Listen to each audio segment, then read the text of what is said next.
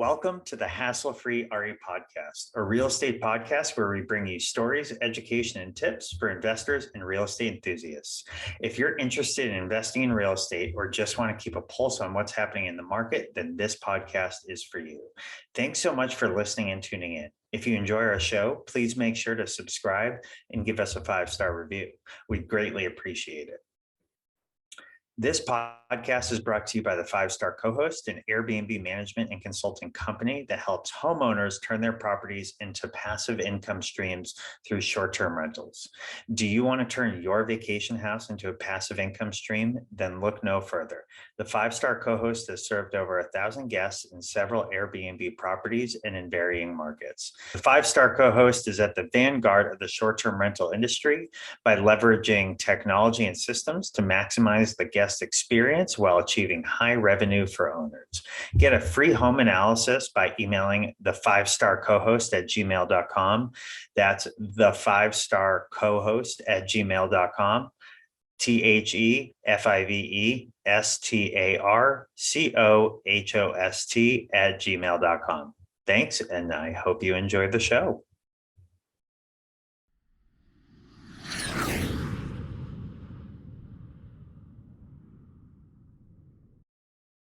Hello, everyone, and welcome to the Hassle-Free RE Podcast. I am your host, Dave Menapace, and here's my co-host. I'm Menapace. And today we are joined by a very special couple, Adrienne and Harley Green. I met Adrienne when I began investing out of state in the city of Chattanooga, Tennessee. And through our relationship and investing, as she represented me as a real estate agent and pretty much a mentor of sorts as well, us four that are all on the podcast here over the last several years have come to get really, really close. And today we're super, super excited to share Adrienne and Harley's story, from where they started in Virginia to where they are now in Chattanooga, Tennessee, and what they hope to accomplish in the future. So without any further ado, Adrienne and Harley, why don't you introduce yourselves, maybe tell a little bit about what each of you do, and then we'll just sort of jump in and take it from the beginning. All right. Thank you, Dave and Kim. It's a pleasure to be here. And every opportunity to speak with you guys is always great. And so, yes, my name is Adrienne Green. I am a real estate agent who works primarily with investors in the Chattanooga, Tennessee market. So that is the primary thing I do with my team, the Auburndale group here. I also do public speaking and other things like that for investors. And we have a home watch business here to help people who are not living in their homes watch over their homes. Again, a lot of investors doing that. Hey guys, thanks so much for having us on the podcast. I'm a full-time real estate investor as well as the founder of a virtual staffing agency that helps people offload tasks so they can leverage people to have more free time and be more productive. I kind of manage our family's real estate investing, look out for new deals, and manage all the different projects that we have going on. Love it. Love it. And yeah, something about real estate investing makes it so you have a similar hairline to Harley and I, if anyone is watching this on YouTube, but don't worry, we're still smiling. So with that, because I know when we met in Chattanooga or in I should say that the city of Chattanooga as it related to real estate investing and having a professional relationship, that was somewhere probably about a year and a half ago or summer of 2021.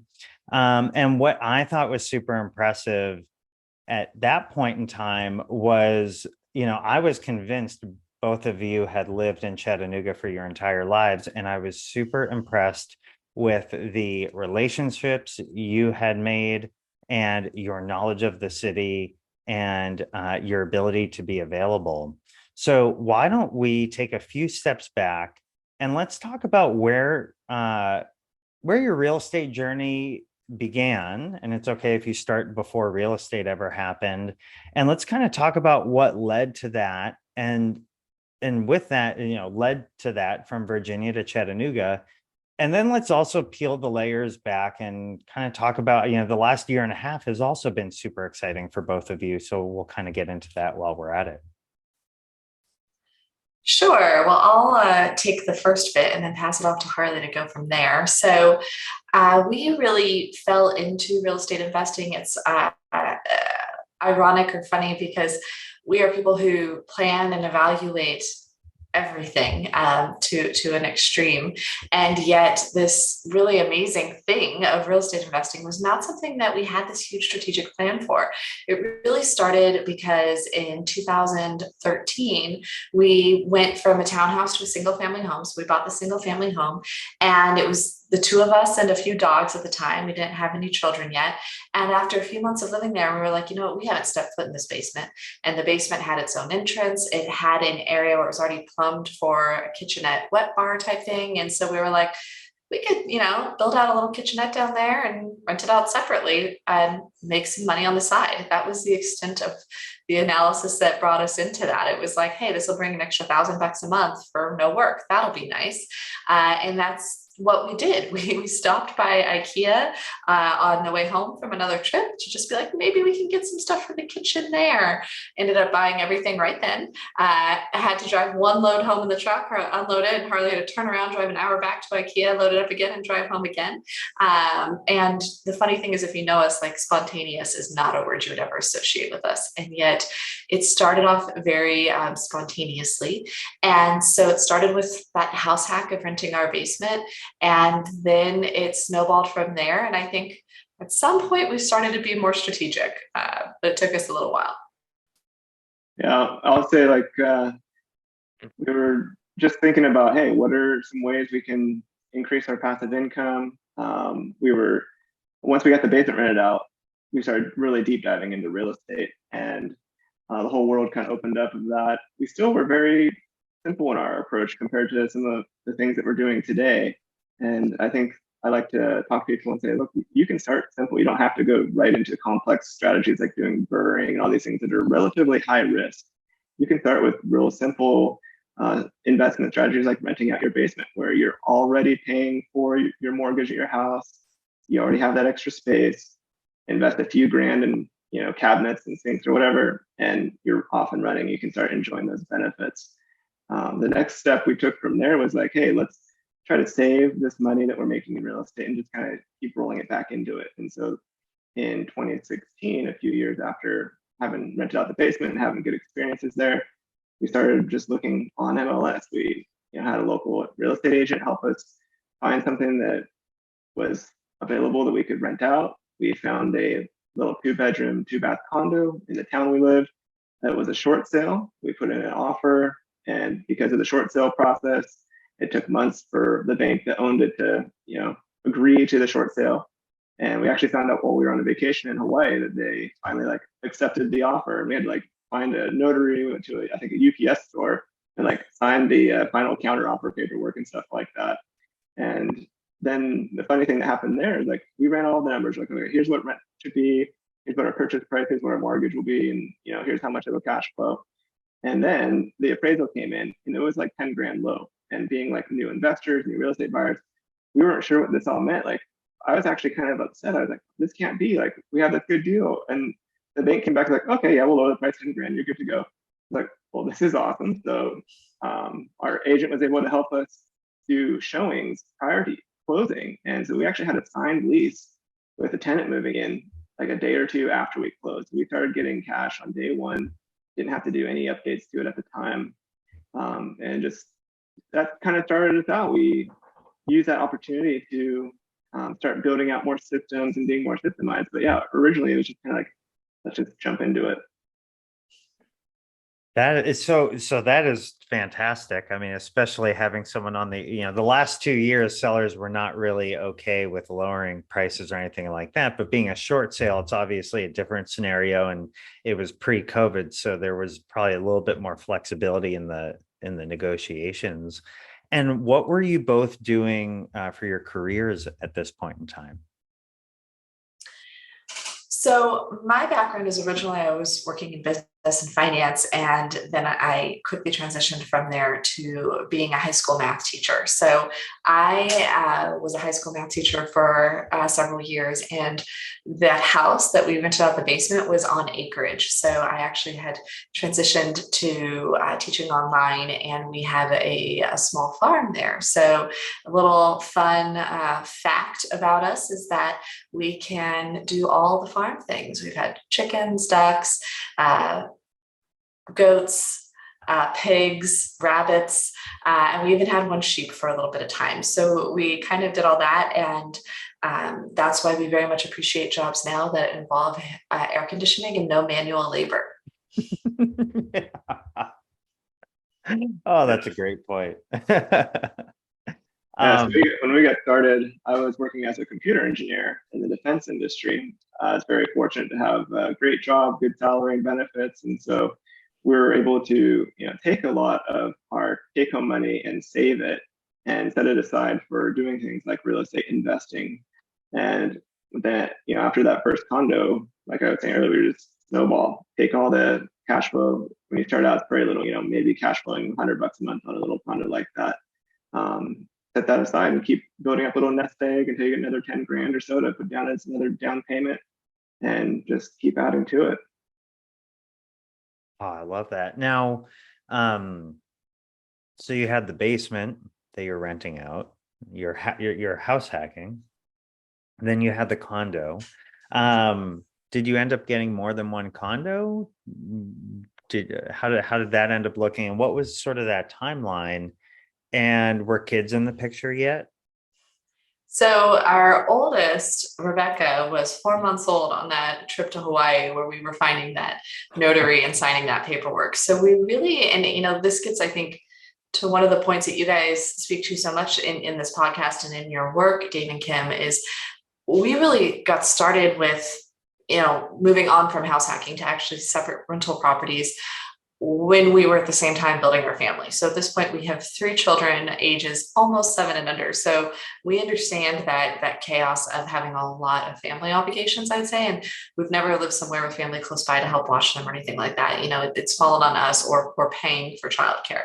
And so it is doable. And I think that just means that you do it in a way that works for you. So that's part of why we initially started with condos in the town that we lived in, because we knew that, we both had busy other jobs and obligations, and we didn't want to be driving, especially as Northern Virginia outside of DC, we didn't have to want to consider traffic and drive an hour each way to go to our condo to check if there was a leak or an issue or something like that. And we weren't at the point in our real estate journey where we could just pay a handyman right then to check on every little thing. And so we knew that some of that work would be falling on us. A lot of it would be, we'd pay somebody to actually do repairs or things like that, but checking on it, stuff like that, would fall on us. So that's why, one, we chose to do the town that we lived in versus other places in Northern Virginia or driving distance. We're like, no, we're going to keep it less than 30 minutes from our house. Really, we're about 20 minutes from our house, honestly. And then the second thing is,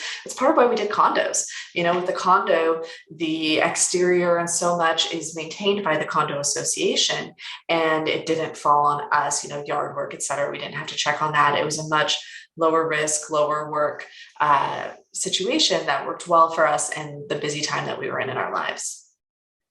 I'd say I think that you're right, that obstacles and time management become challenges when you're growing your family, but I also think your why grows too, for what, because the reasons you're doing this and doing all this sacrifice and hard work and taking on more and more workload at one of the busiest times of your lives. So I think that it's been very cool to hear bits and pieces of your story and how you've found efficiency as you've been able to grow your real estate business.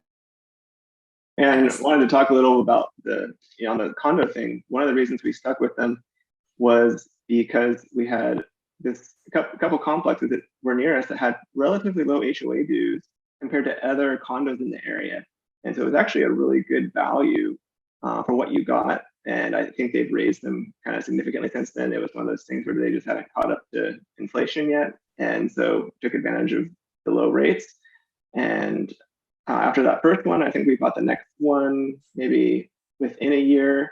And then it was like, we bought another 2, all in either one or two different HOA or condo complexes within like a mile of each other in the town we were in. So we got to the point where I think by 2020 we had 4 condos all within driving distance from us. And Adrienne had made a good point. At that time, we didn't have these big cash reserves where it was like not a big deal to just like send a handyman out or a plumber out every time a tenant complained about something. We were the ones going and checking on things, and that's very different than what we do now. And so that's kind of something we can talk on later. Is just like how systems change, how we like change what we do with our time and things like that. So our time value increases. And we didn't even think about long distance real estate investing, like that wasn't in our world. And so the other thing is in Northern Virginia, where we were, the returns are so little there. It's not a great market for real estate investing, that if we had paid for a property manager, we would have been in the red every month, I would say, if we were giving them 10%. And so when we also move in, move out, showings, like that was all on us as well. So we were, and I think that that's something we see with real estate investors is like, sometimes when you have something where you want like the peak returns or something like that, you're either going to get that by taking on more risk or by taking on more work, right? There's no such thing as a free lunch entirely. And so that's the conversation that I sometimes have with clients. And then here, like in this situation for us, it was, we wanted that greater return on that money we put in the down payment. And so we were willing to take on some of the work of doing that by self-managing. That's such oh, sorry, Kim, you can go. I was just saying it's such a great point, and I love framing it as you're either taking on more risk or more work, because that's we have those struggles ourselves as we're growing right now with our growing pains with our short-term rentals. Yeah, yeah, and it is more risk means a lot of different things, but usually the way I think of more risk means putting out more money without necessarily the guarantee of getting the return you want, unless a few things fall into place, or it's usually being out more money. And everybody's risk tolerance is different too, and it really is interesting. I think obviously a lot of people that get into real estate, I mean, there's a lot of people like yourselves and us who bought a house and then got into real estate investing. We bought our Cape house, and then I stumbled across Rich Dad, Poor Dad 6 months later in a different book that had nothing to do with real estate investing. The author mentioned it. And then that led down a path of learning about Bigger Pockets and some of the other different educational avenues. I do think there's a lot of people that just listen to Bigger Pockets, right? And the people that they have on those shows are usually pretty well established in their investing journey. And I think a lot of people try and cut out the first 10 steps and just go right to step 11. And it's fine. I mean, maybe they just have a really, really high risk tolerance and they have some money, so it's not a huge deal, and that's fine also. But there is something to be learned about keeping it as simple as possible in the beginning. And I also think that, you're not doing this on Monday so you can be rich by Tuesday, right? You're doing it so you can be rich by Tuesday several years down the road. And some of that just takes time and experience. And there is a lot that you learn by self-managing. It is not a bad thing. I'd venture to guess you probably still have never had a toilet actually explode on you, maybe just break, right? but even then, there was a world before toilets. Like people can figure it out. Things happen. You give some money back and you make somebody whole and you figure it out.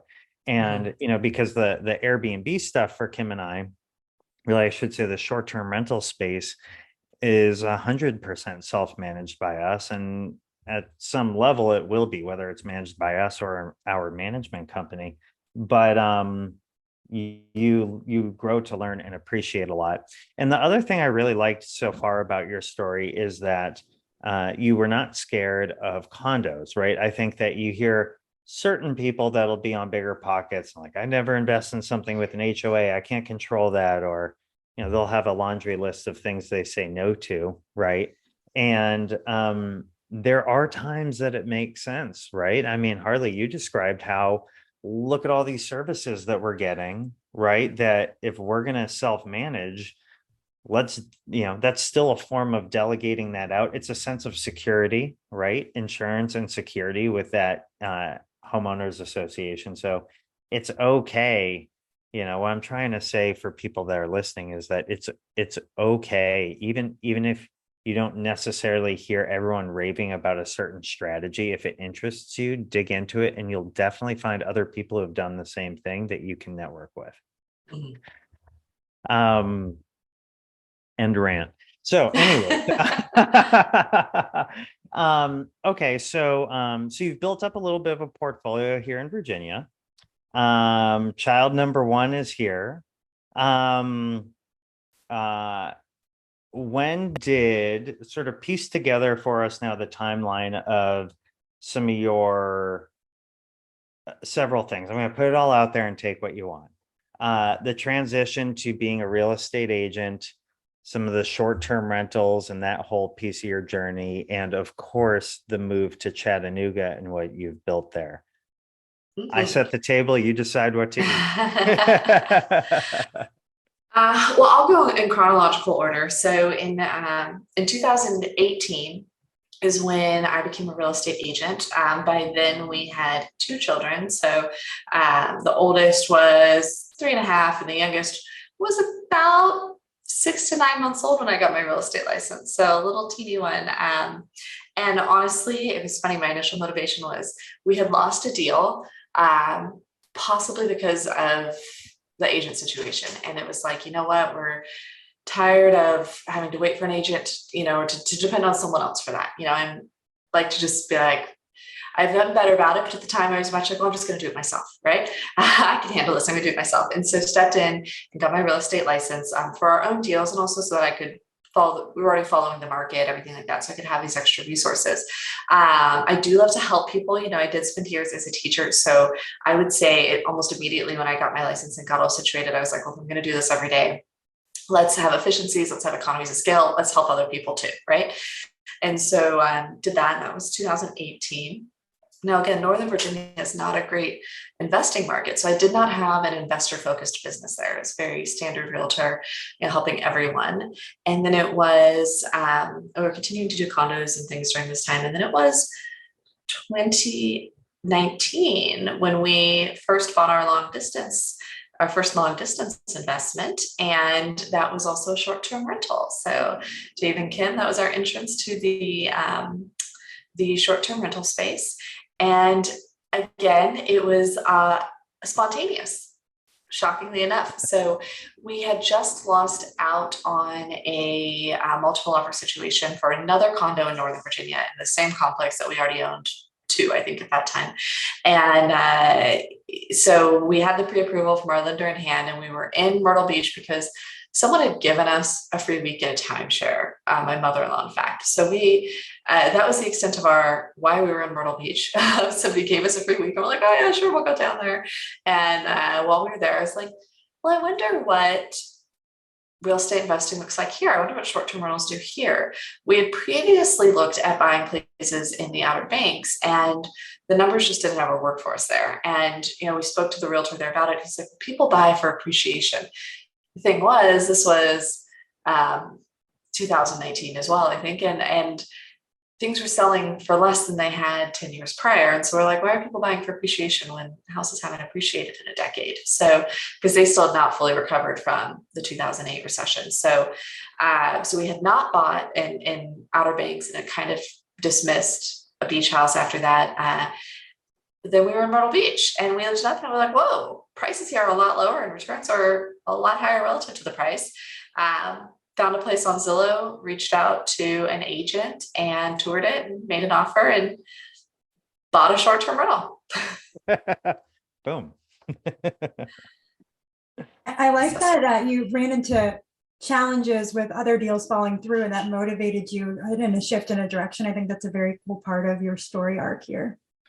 Yeah, I mean, to dive into that a little bit more, the amount of evaluation we did in the Outer Banks, and it was actually, I remember we took a trip, it was right when I was getting my license, like end of May 2018. In 2018, there's a house on the market in the Outer Banks that we were eyeing, and so we found it on a vacation rental site, and we actually went and stayed there for a week so that we could see it better and to see what it would be like and if we'd really want it and everything like that. And we immediately dismissed that one. We're like, we don't want to own this house. It had so much deferred maintenance and issues and things like that. But that trip, we were making offers on other houses and touring them. And that's where we really came to realize like the numbers just don't work here. For us and for what we were looking at and everything like that. So yeah, we really tried. And so to make the Outer Banks work and to make a short-term rental work at that time, and it just couldn't. But the other funny thing is, you know, at that point we were just starting to use vision boards, I think, in 2018.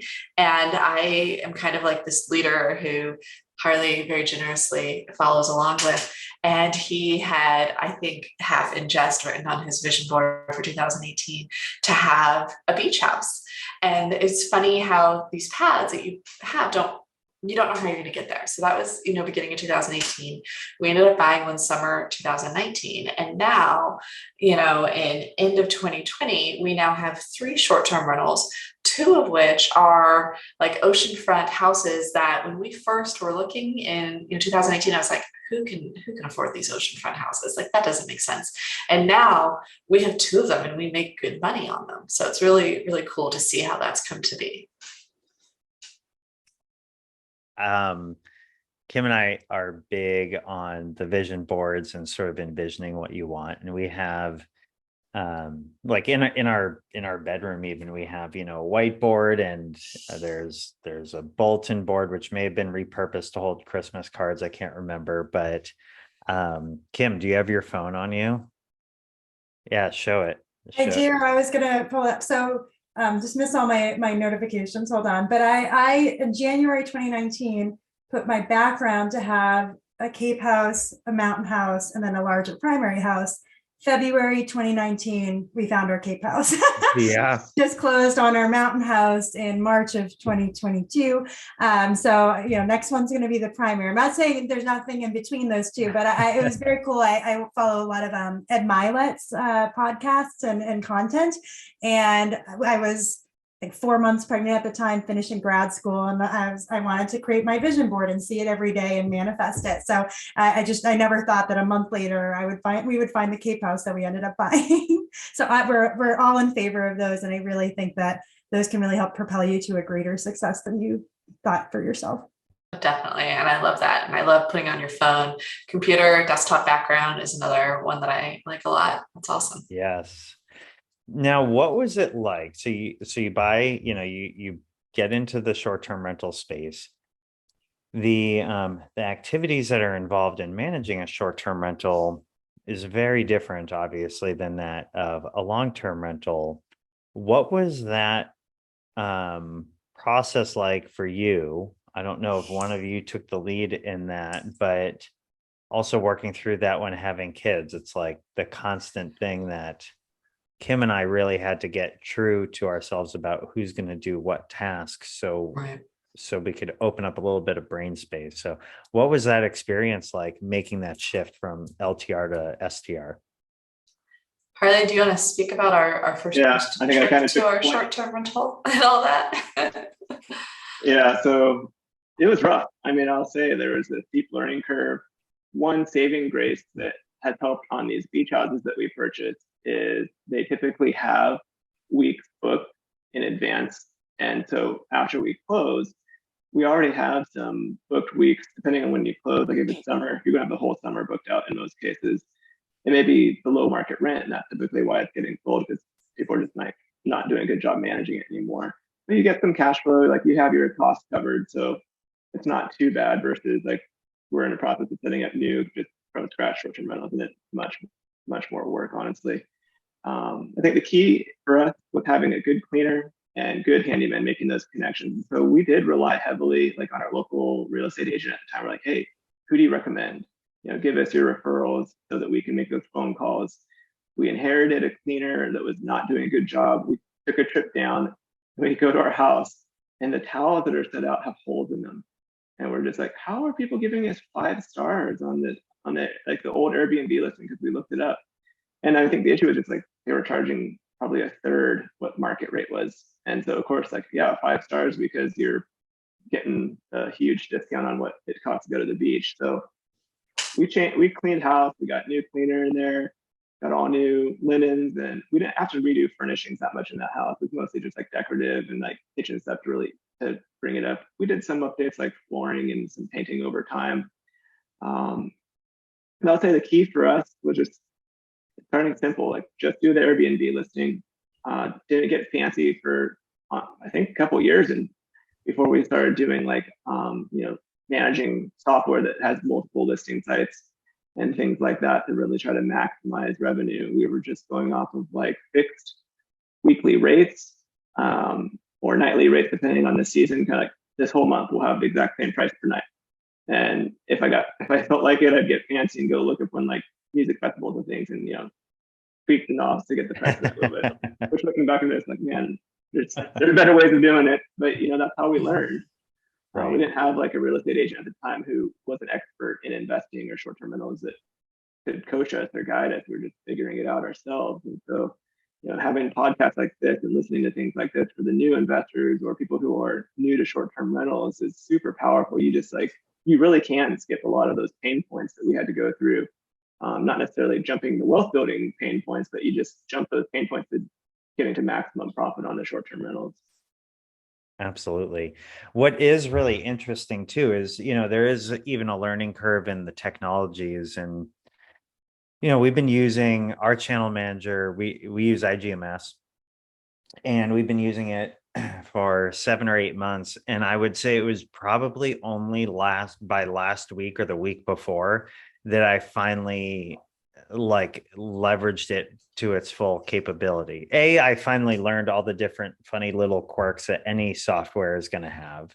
And then B, being able to have the locks dialed in through another app that goes into there, or having tomorrow I'm bringing a noise sensor up to Maine, and that's actually going to feed into IGMS as well. And my life in managing, several short-term rentals now, because Kim, in our business, Kim is the sort of strategy and admin and making sure the business is very organized. I'm the one that has no problem stopping into several open houses and walking away with like 5 new co-hosting clients. You know what I mean? Like that's my role along with operations. So it's been fun to finally feel comfortable in the tools that we're using. And even then, we have been at this for 4 or 5 years now. When we have clients that, when I'm wearing my agent hat, right, and I'm sort of talking to people and saying, yeah, this house that's really similar made this amount, and we kind of walk through what they could make. I do usually have to caveat that with, it takes a little while, unless you're willing to learn all the tools and invest in some education, like time in some education over the next few months. You're not going to come out of the bat, out of the gate hitting a home run. So it'll take a couple of years. And then consequently, that's been how we've gotten clients, because they're like, well, I don't want to do that. Right. You do it, but it is interesting, but it can be extremely fulfilling. Like, I don't know about you, but when I read these reviews, or we have guest books that people sign, and just reading through them and seeing someone got to go on their first family vacation with their kid, or whatever it is, it's fun creating memories for people that are a little bit cooler than just real life. So with that, so you've gotten into the short-term rental space, the family's growing, careers are starting to shift, or you're really finding a passion in what you're doing. You move to Chattanooga. Maybe I just first ask, why Chattanooga? Well, great question. So yes, we had our 3rd and final child in March of 2020, right? With, lockdown and everything like that going on. And we were in Northern Virginia. We'd moved there in 2011 from California. And in that almost decade, Northern Virginia had kind of become a lot like California. Traffic was worse, prices had gone up on a lot of things, and just a lot of congestion, right? And so great in terms of the economy of Northern Virginia was growing and everything like that. A challenge for us in the sense of fighting traffic, going places, all of that. And so, as many people did in 2020, I think we just kind of took a breath and we're like, okay, we've been here for 9 years. Like, is this still where we want to be? And it wasn't, and it was kind of one of those things, and a question that we were able to ask because of our real estate investing and the wealth building that had caused was, if we could move, where would we want to move? And, we weren't to the point of like, we could move anywhere in the world that we wanted. We were still very practical and like, well, if we were going to move, a state that has no state income tax would be lucrative, right? That'd be a bonus. And that's what kind of brought Tennessee to the top of the list. And then really wanting to be in a place that there was stuff to do, and yet there wasn't so much traffic that it was burdensome to do it, which is where we were running into with Northern Virginia, that if we wanted to go into DC for the museums or for a baseball game or things like that, it was going to take so much time and money and hassle and crowds to do that we're just like, oh, it's not worth it. And we wanted to change that equation, right? We wanted to get rid of some of those negatives while keeping the positives. And so thinking of Tennessee specifically, Chattanooga was top on the list for that. It has a minor league baseball team, it has museums, it has the river, it has hiking, it has a ton of outdoor stuff. And we're also 2 hours from Atlanta, Nashville, or Knoxville. So if we needed something that a bigger city offered, it was reasonable to go do a day trip to one of those places. And Harley, I'll let you say the other big factor. Well, the real estate investing market here was great. Things were appreciating quickly. It seemed like other people had the similar kind of idea that we did about moving here. And so those factors just kind of compounded together. We were actually on a trip back from that first beach house that we had bought. One of the things that we didn't really mention when we bought it was the advantage of buying a vacation home is a place where you want to go. So just a little side tangent there. That was a huge financial advantage there, because then we're able to go vacation to, be checking on our investment, make repairs, meet with service providers and do things like that. But we also get some time off to go enjoy it. And now our trips are tax advantaged. So we were on our way back from a trip from the beach house, and we're like, hey, let's just swing by Chattanooga. I mean, it was a little bit out of the way of our normal drive, but we wanted to check it out. We spent the night in another short-term rental here and walked through the downtown. And like, I'm not a big city person at all. Like, I really liked living out on acreage where we were in Virginia, having space. And when we were walking through town and like going across the Walnut Street Bridge, and there were people around, but not crowds and not uncomfortable, I was like, this is a great feeling city. Like, I could totally see ourselves being here and taking advantage of all the great things that are here. So we found a realtor that was actually a classmate of Adrienne's when she was in high school, and we put an offer on a house that we knew would in the long term be a good rental, but would it be a large enough space that we could move in there with our kids and kind of get settled until we knew for sure like what part of town we wanted to settle on. Nice. So so you ended up buying in Chattanooga eventually. And at that point, did you just continue to rent out your house in Virginia? Maybe like okay. So you rented it out. So not only did you move, you picked up, I guess, another door. Yes.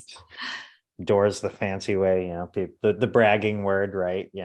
Whenever I'm at a conference and somebody is like, yo, how many doors do you have? I'm like, get away from me. Just leave me alone. Sounds like a pickup line.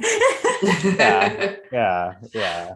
Especially when you talk about vacation homes, it's like, I'm good with like 3 very big oceanfront doors. Like, I don't need to have dozens of little tiny multifamily doors. We were talking to someone this weekend about that. They said they wanted a certain number of properties. Or we said, you know what? It was short-term rental versus long-term rental. We said, you really want one headache that makes you a lot of money, not 5 of them that make you a little bit of money. So. Yeah. So that's great. And then so you're in Chattanooga, and by the time, Adrienne, by the time I had met you, you had several team members under you. I had met you through one of the Facebook investor groups, but then obviously I saw you were very active in the Bigger Pockets forums.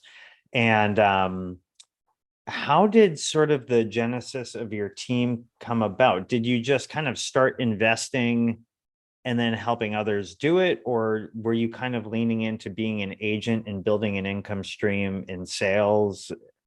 Or maybe both of them happened at the same time. What did that all look like? And what was the adjustment for the kids too? Was it a big adjustment for them moving to a new place?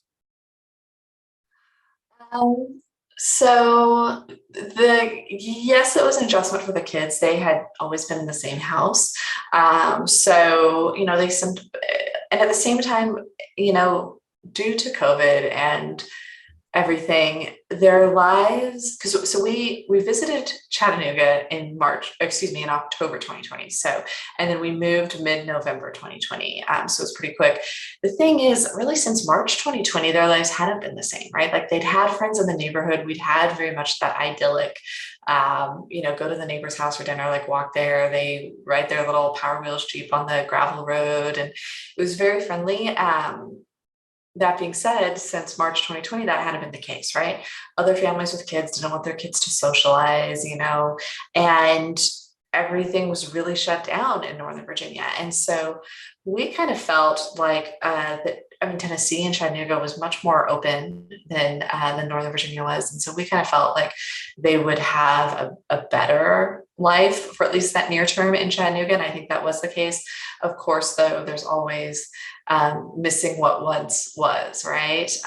So they generally did well. We didn't have any like behavior issues or things like that. The biggest difference was in Northern Virginia, because we lived on acreage and because childcare was very expensive there, as I'm sure you guys are familiar with in Massachusetts, we had an au pair. So they had been at home with the au pair a lot, or play dates, things like that, versus in Chattanooga, childcare is much more affordable here. There are a lot of different preschools, daycares, private schools than there were in Northern Virginia, and they're a lot more affordable because there's more competition. So the biggest challenge practically for us was that then they went to preschool here, and we proceeded to get all the normal preschool illnesses.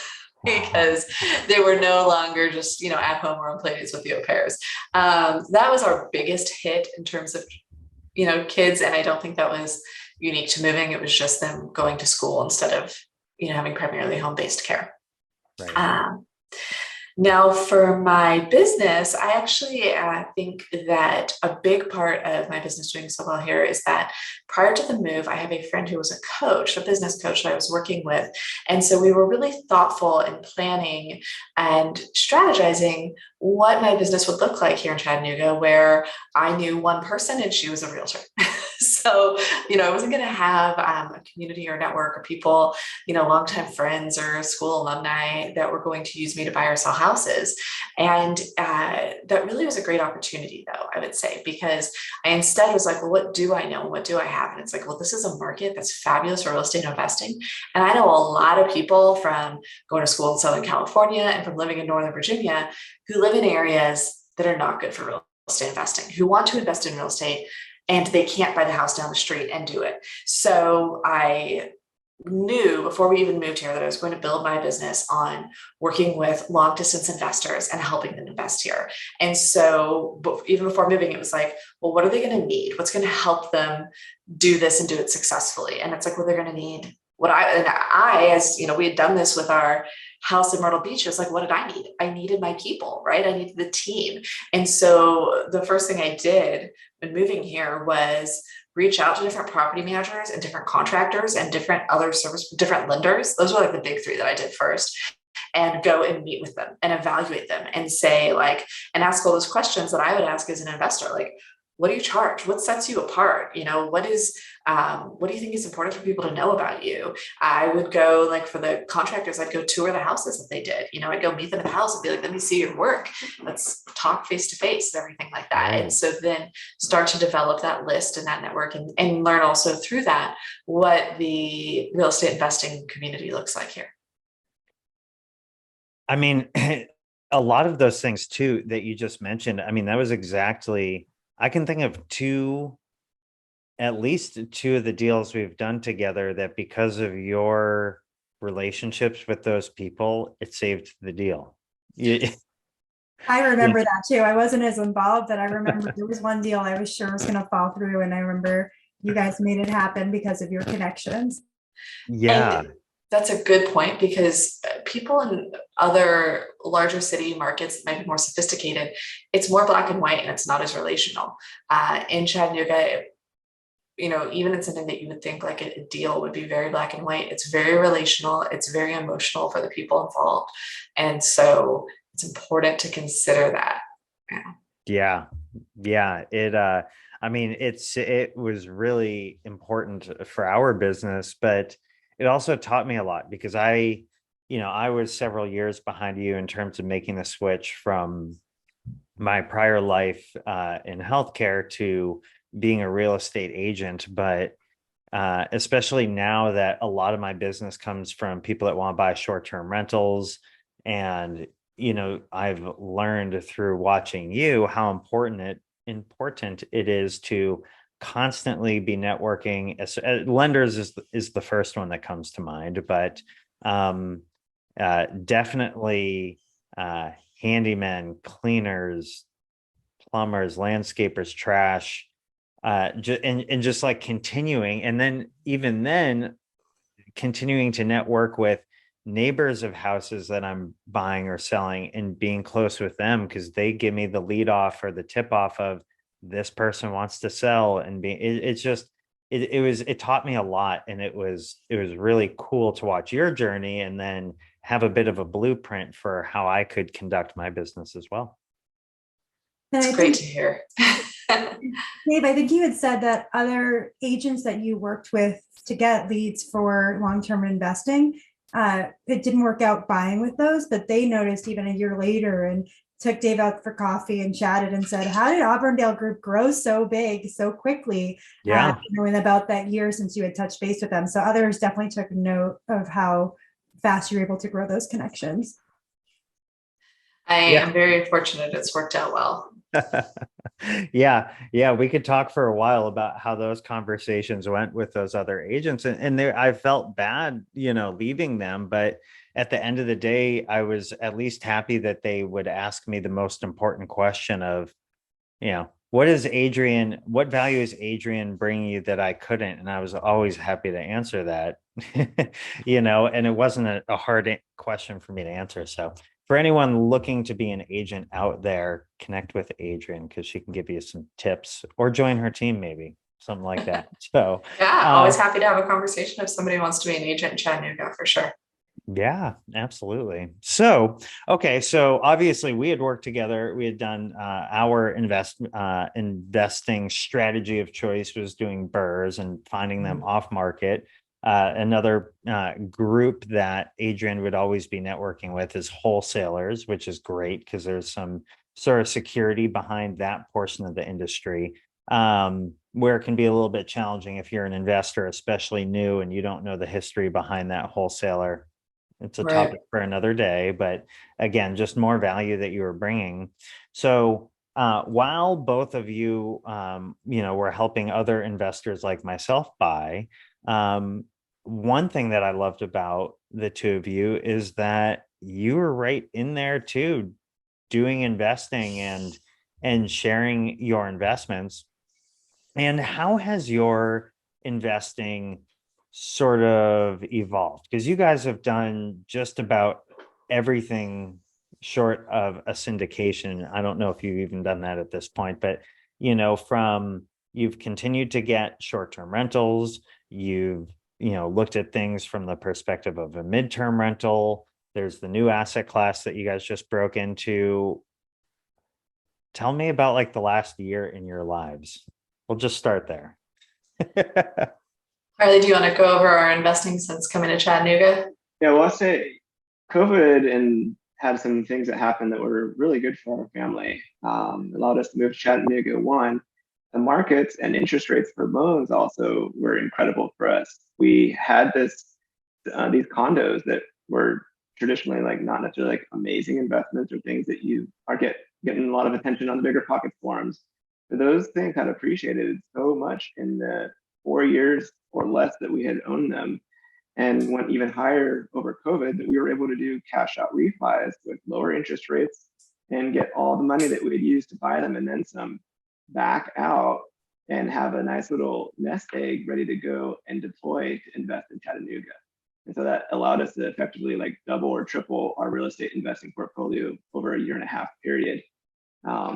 We came in Chattanooga and we bought just on market deals to start out. Like we found deals on MLS that were nicely updated, rent ready, and got them, similar kind of thing, got them rented out by the time that we closed on it, and we're cash flowing on day one. And so that was like super simple way to kind of get our feet wet. And we didn't really have good connections to wholesalers quite yet. And from there, able, got rents coming in, cash flow. We're a little more risk tolerant now at this point. Like the beach house has been doing well, it's a cash cow. And so we're like, hey, let's start looking at more risky strategies, like doing the renovations, doing a BRRRR strategy.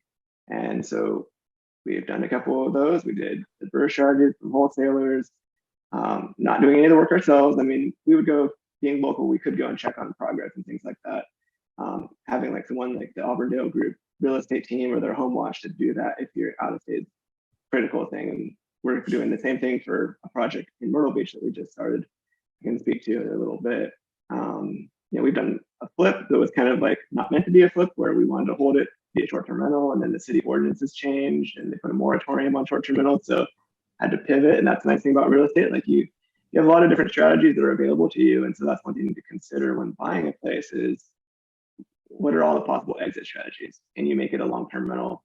Can you make it a venture rental, short-term rental, or can you sell it? And so there's situations where the market shifts, like we're kind of seeing now. There's not as many buyers. Maybe that's time to do the midterm rental, or if the short-term rental is not available. We've had highs and lows. We've had great BRRRRs where it's like the perfect BRRRR, pretty much all your money back out, cash flowing. But we have others that are like $50,000 over budget on the renovation, and very painful to talk about. But you talk about like the gamblers in Vegas always talk about their wins. Like, I'm happy to talk about the times that are painful too, and that's part of real estate investing, and that's why BRRRR strategies are riskier. Like you can't get into some situations where if you don't have some cash reserves, it could be very painful. So we've done other stuff too, but I don't want to like just hog in everything here, Adrienne. If you have other aspects of that you want to talk about.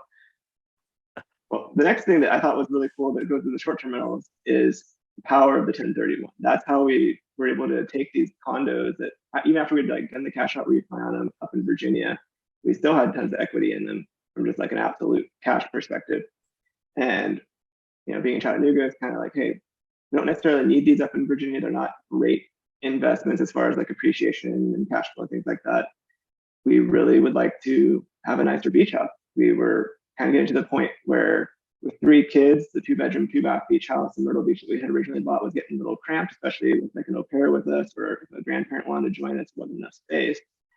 And we're like, hey, we could do a 1031, sell 1 or 2 of these condos up in Virginia, take the proceeds and buy these oceanfront beach houses that, 3 years ago, we thought, who buys these things? That's crazy expensive, and not really have to have any money out of pocket, and turn something that's making a gross of 20 to 40,000 top end of rental income a year into something that's making like 100 or 120 or 130 without having to put extra money into it. And so that's how we got our first oceanfront beach house, was just doing that 1031 exchange.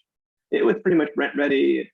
We bought it in December, so there wasn't necessarily like a ton of bookings that we had to take on. We went ahead and like honored all those just for goodwill for those renters and stuff. But we were able to like turn around and raise rents by 50%, start using more of those systems like IGMS, Price Labs, do the dynamic pricing so that it was more hands-off.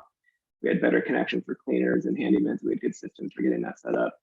And that has really helped allow us to also be more risk tolerant for doing other things and getting the other asset classes.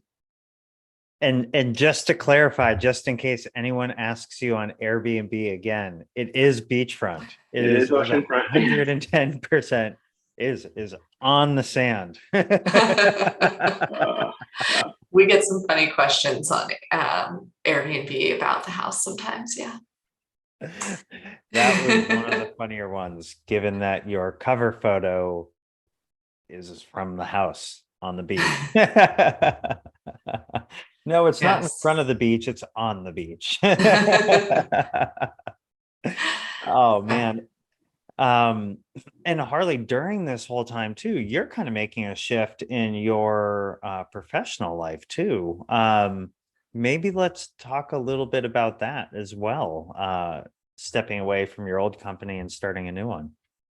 Yeah, so real estate was getting to really take up a lot of time, just finding deals and kind of managing things. And also our kids, they were getting to more activities, doing, little league and karate and gymnastics and all that stuff. And I really wanted to be able to spend more time enjoying that stage of life that they were in and being part of that. Also wanted to take advantage of more real estate deals. There were things where it was like something would pop on the market that was like such a good deal, had to just go and see it immediately and get an offer in if we wanted to take advantage of it. And with obligations of a full-time job, that just was really difficult. And so thankfully, especially with that addition of 1031ing into the beach house, the cash flow situation for us got to the point where it was less critical that I had to work full time. Like, we're definitely make sacrifices and, do planning and are careful about it. So I went ahead and walked away from the computer engineering job. I had to wait until we had finished a refinance on a property that we were doing a burr on to make sure that went through. We got our cash out to finish that off, and then put the notice in as soon as that deal closed. After leaving that job, it was something where Adrienne and I, you've probably noticed, just are not going to be people who sit back and do nothing. And even if we can, so I looked for an opportunity to add value to the local business community here in Chattanooga. It had been so good to us with Adrienne's real estate business and growing her team. And one of the things that we consistently saw was the businesses in general were kind of unsophisticated, and not in like a derogatory sense, but in a sense that they were not taking advantage of technology and leveraging people to their fullest extent to realize their potential. And we had started using virtual assistants in Adrienne's real estate business a couple of years prior, even when she was as a solo agent. And they were one of the major factors that, and she can speak to this in more detail, that allowed her to leverage and grow from being a solo agent into a very successful real estate team. And as a computer engineer, I like systems. I never have to repeat something. I want a very clear way of tasking and communicating. And I was like, I can just really take the lessons learned that we have had over the last couple of years of finding, hiring, payments, benefits, all these things, and put it into one simple package for people. And so I started Workergenix, and it's been really blowing up, helping local businesses, like outside of real estate, just any business in general, offload tasks so that those solopreneurs can focus on things like their family or getting into growing their business or dabbling into real estate. It's funny. I think Adrienne has probably received just as many referrals of clients that I've received from just all the networking I'm doing and talking about what we do. They're like, oh, wow, real estate allowed you to do this. Like, how do I do that? I'm like, well, you got to talk to Adrienne. Oh, that's amazing. Going back just a minute too, one of the things that Kim and I don't talk a lot about with people who haven't been doing the same things as us are some of the sacrifices you have to make, right? Both with your time as well as financially.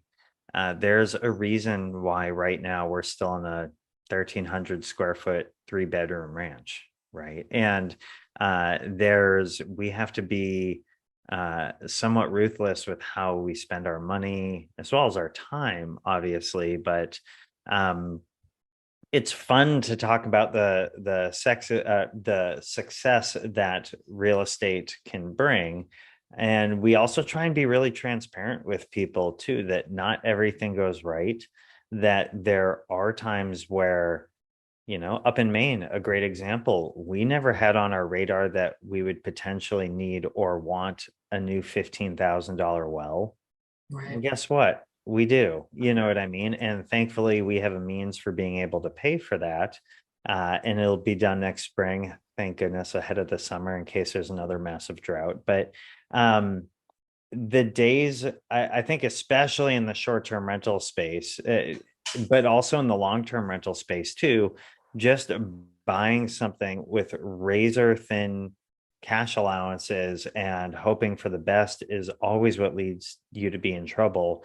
And you usually find that the folks that do that also don't always have things buttoned up in terms of their personal finances and what their spending really is, and all that sort of stuff. And it cracks me up every time I see a new lender post 100% financing and all this stuff, which is never ends up being true once you actually end up talking to them, first of all. But second of all, having equity in a house is very, very powerful. It can give you flexibility. And I think people are now starting to recognize, especially now that there's a shift in the market, how important cash reserves are for different things. But yeah, none of this comes without sacrifice, both, personal and professional sacrifices, or financial, or whatever it is. So, well, that's really cool. You have sort of this worker arbitrage type of situation where you're able to bring value to people and leverage a lot of the same systems that you've come to build yourselves through Workergenix. So I think that's amazing. Well, oh, sorry. Are you going to jump in? Nope. Okay, we'll edit that piece out. Maybe we'll see what happens. So what are some of your, I know we're coming up towards the end of our recording here. What are some of your nearer term or even longer term goals with real estate? What would, if things go to plan, what might 5 years from now look like for both of you? Harley, do you want to speak about the RV parks? Sure. So, the market has shifted, as everybody knows. And one thing that we've shifted to is really hyper focus on either short-term rentals or RV parks. And that was another one of those things, kind of like getting into real estate in the beginning, where, hey, we just happen to have this space, let's rent out our basement. Well, I was on one of the local Chattanooga real estate investor Facebook groups, and there was a listing for a small RV park nearby at a very relatively low price point. And we had just sold that farm that we used to live on up in Virginia. And as a former primary resident, we made sure to sell it prior to the time limit for, excluding capital gains and all that good stuff. So we had some capital that we're ready to deploy. And I was like, I've heard about RV parks and mobile home parks and stuff like that on the Bigger Pockets podcast. People seem to like these things. Like, let's check it out. And went ahead and pulled the trigger on it. It's like a 2.5 acre lot, about an hour north of Chattanooga. It turns out there's quite a lot of demand for camping in the area. There's a power plant where people who work there, they often will just stay in their camper trailer and while they're working. Those kind of seasonal workers that come and go depending on the cycle of the nuclear power plants and things like that. And it's a brand new learning curve for us. There's all different kinds of management software for doing that. There's unique problems you have, like the water utility shutting off water on you without notice because you didn't have a backflow preventer, but they didn't give you notice. And so now your campers don't have water for 4 days. And then the freeze happens like 3 months early. And the $4,000 backflow preventer, the plumber, just broke because it froze and he didn't get the insulator on it in time. So it's like all these, different investing strategies have these risks. And so it's like you said before, having a budget for your personal life and your business investing is so important, and having those cash reserves, because if we didn't have cash reserves, we wouldn't be able to, have to put on a credit card or something. And it's just like you spiral out of control to solve these problems. I forget what, I think it's in the book, Who Not How, I'm listening to on tape right now. And one of the things they say, I don't think they were the one, they were quoting it from somebody else, but saying like, if you have money to solve a problem, you don't have a problem anymore. And so that really is true with business in general, and investing is like being diligent with your finances allows you to be in these situations where you can take advantage of opportunities and still be safe if there are problems. So after looking at the RV parks more, it turns out it's kind of a great asset class. Like, you don't have toilets or roofs or things like that need to be repaired or break. You have gravel and some power and water hookups, and still high demand for it. So we're bullish on that. We just got another oceanfront beach house in September that's right next to the other one we had. Again, doing a 1031 exchange. Some of those flips that we're going to be, birds we were doing, that we were renovating, hopefully to be a short-term rental here in Chattanooga. Ordinance changed. They were not fitting our profile for what we like for long-term rental homes. And so let's just sell it. We're not typically flippers. So, consulted with the CPA, we should be good to go with like the 1031 exchange, and rolled that into another oceanfront beach house that was just 2 doors down from ours. That the crazy thing is, with the interest rate skyrocketing, we were not doing as much due diligence on it as we typically do with deals in the past, because we already knew like, hey, these are good deals. We own one like 2 doors down. It's going to be fine. Well, we were having to get a DSCR loan, and the quote was taking a while to come back, and we were already like under contract. We had a pre-approval, but no details. And then the quote came back, and it was like 8 or 9% with like 2.5 or 3 points. And I was like, well, I don't think the numbers are going to work here. Like this, we're going to be subsidizing somebody else's vacations at the beach. And so I had to have that tough call to our real estate agent there. And he's a good friend of ours now. And I was like, I hate doing this to you, Chris. Like, we got to hold the offer back. And I think like we had submitted, they had verbally accepted, but they had not signed it. And so he was able to like get it back without issue. The listing agent was very chill and like understood interest rates are crazy. And then they came back like a day later, like, what about seller financing? And we're like, yes, please. And they basically offered it up. They kind of want, and our agent was like, well, what terms do you want? So I kind of threw out there some numbers that we had been estimating, and we got a great deal with seller financing on this beach house now that didn't have to mess with the bank, didn't have to go through any loan application process. They didn't charge any closing points or fees, and we got a below prime rate. Wow. And then what's cool with that in the short-term rental space, because I mean, as you guys know, Dave and Kim, from dealing with so many short-term rentals, the loans you can get, if you're not getting it on, a second home loan, the loans you can get can be a little dicey, because especially in these vacation areas, so many lenders cannot use expected short-term rental income, right? They can only use the projected long-term rental income. Well, the cool thing is, though, once you have receipts, of income, once you got that, like those statements of this house has made so much as a short-term rental over the last 1.5 or 2 years, the door really opens to a lot of other financing options. So the cool thing is, we, with this house, will be able to, start renting it out and get that peak market rent in 1.5 or 2 years. It should be pretty easy to do a cash out refi with, a loan that should be much better terms than what we were originally seeing. I love everything about this story. What's really interesting, and you just kind of explained this, both of you, in that because you've been in the space, because you have a great rapport with the agent, because you have experience that you're easily to you're able to physically show it. We have experience with these other houses here.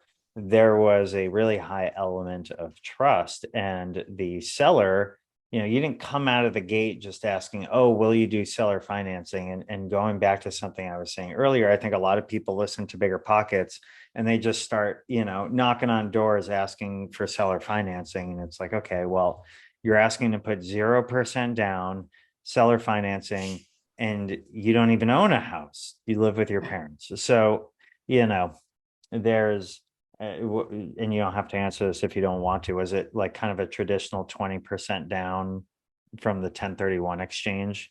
So, yeah, right. So they knew we had a large sum of cash that we had to deploy in real estate. They knew that we owned a house next door, so we had good income. Like, income from that house pays both mortgages easily. So, they knew who we were. Yeah. And so once again, there's something to be said about having a strong financial starting point, in that you had these two homes you were offloading. And we'll definitely at some point maybe do a deep dive on those deals and maybe specifically the short-term rentals. But I think that's really cool. I'm really, really excited for you guys that you were able to pull through that, and everyone was willing to make a deal happen. I think that's really neat. Yeah, I think the culture in Myrtle Beach with real estate can be pretty good like that. So it's interesting how it can change in different areas, I think. But Myrtle Beach, we've been pretty happy with it. And I Harley said, our realtor that has become good friends. In fact, his wife is the one overseeing the furnishing of that house. It was a house where it was from 1990 and everything was from 1990. So we're in the midst of doing a little update, and his wife is overseeing all of the furnishing. So we just ordered and had it delivered, and it's just worked out really well. So a good team, getting talented people can make all the difference. Love it. That's awesome. Who, not how. Was it Dan Sullivan that wrote that book? Yeah. Another book that's really good of his is called The Gap in the Game. You should listen to that one too if you haven't already. So I think we're coming up towards the end of our time. We're going to end up posting a whole bunch of different links to your companies, to Auburndale Group, Workergenix, all your different short-term rentals, and a whole bunch of really cool stuff. How can people get in touch with you? Because I think people are definitely going to want to get in touch with you after listening to this. How can each of you be found, whether it's social media or contact or what have you? Well, for me, if you look up Auburndale Group on anywhere, or auburndalegroup.com, we're on Facebook and Instagram, pretty heavily providing content there, or there's lots of ways to reach out through the website. I also have adriennegreen.com if anyone is interested in speaking or anything separate from investing in Chattanooga. And Workergenix, if you go to workergenix.com, it's pretty easy to get a hold of me that way. Awesome.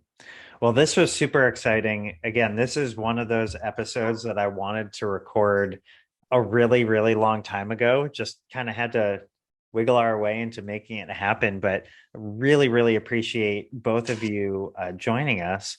Kim, any final words before we sign off?